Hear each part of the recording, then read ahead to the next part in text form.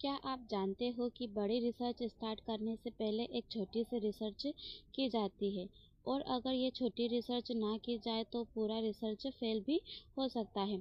इसी छोटी लेकिन बहुत इम्पोर्टेंट रिसर्च को देखते हैं पायलट स्टडी।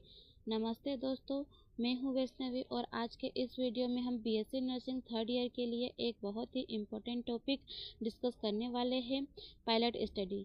इस वीडियो के बाद आपको पायलट स्टडी का मीनिंग, पर्पस और एग्ज़ाम में लिखने का सही तरीका सब क्लियर हो जाएगा। तो चलिए बिना देरी किए वीडियो को शुरू करते हैं। चलिए पायलट स्टडी का सबसे पहले इंट्रोडक्शन देखते हैं।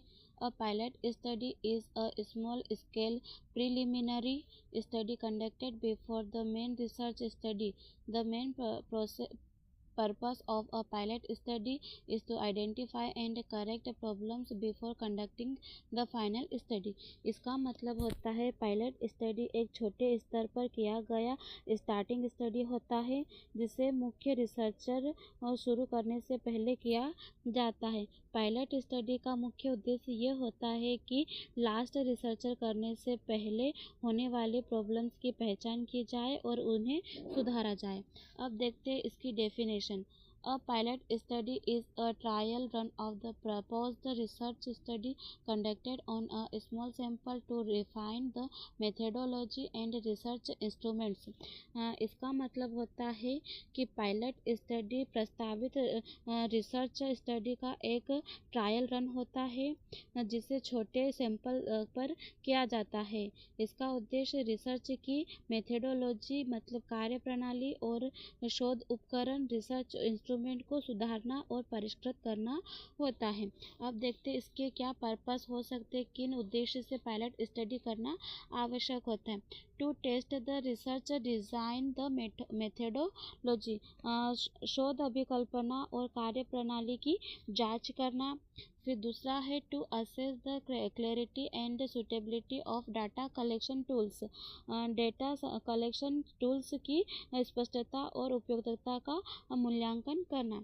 थर्ड है to determine the feasibility of the study, अध्ययन की फेसिबिलिटी को निर्धारित करना।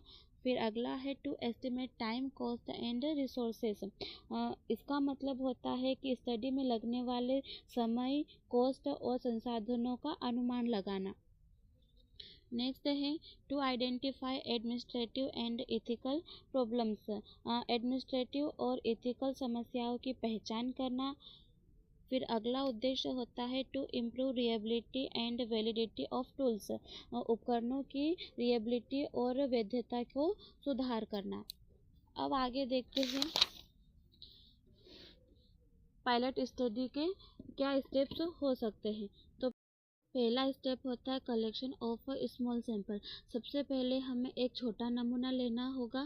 फिर उसके बाद में use of same tools and procedure as a plan for the main study.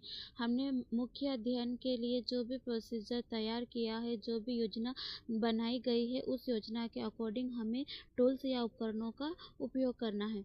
Third है कलेक्शन ऑफ डाटा, फिर उसके बाद में हमें डाटा कलेक्शन करना है। और फोर्थ है एनालिसिस ऑफ डाटा, जो भी हमने डाटा कलेक्ट किया है उसका परीक्षण करना, उसको एनालिसिस करना है। और फिफ्थ है मॉडिफिकेशन ऑफ टूल्स और मेथडोलॉजी इफ रिक्वायर्ड, यदि आवश्यकता होती है तो मेथडोलॉजी में यूज़ होने वाले जितने भी टूल्स या उपकरण हैं उन सभी का मॉडिफिकेशन किया जाना आवश्यक होता है।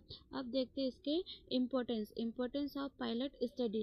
पायलट स्टडी के लिए क्या क्या महत्व होते हैं। Reduce errors in the main study, मुख्य स्टडी में होने वाले एरर्स को कम करता है। फिर सेव टाइम्स एंड रिसोर्सेस, समय और संसाधनों की बचत करता है। Enhance accuracy and quality of research, शोध की एक्यूरेसी और गुणवत्ता मतलब क्वालिटी को बढ़ाता है ये। फिर help the researcher gain confidence and experience, researcher को आत्मविश्वास और एक्सपीरियंस प्राप्त करने में सहायता प्रदान करता है। फिर ensure smooth conduct of the final study, अंतिम स्टडी को सुव्यवस्थित और सुचारू रूप से संचालित करने में ये मदद करता है। ये है पायलट स्टडी के कुछ महत्व अब देखते हैं। Limitation of pilot study. Pilot study की क्या क्या लिमिटेशन हो सकती है। Finding can not be generalised.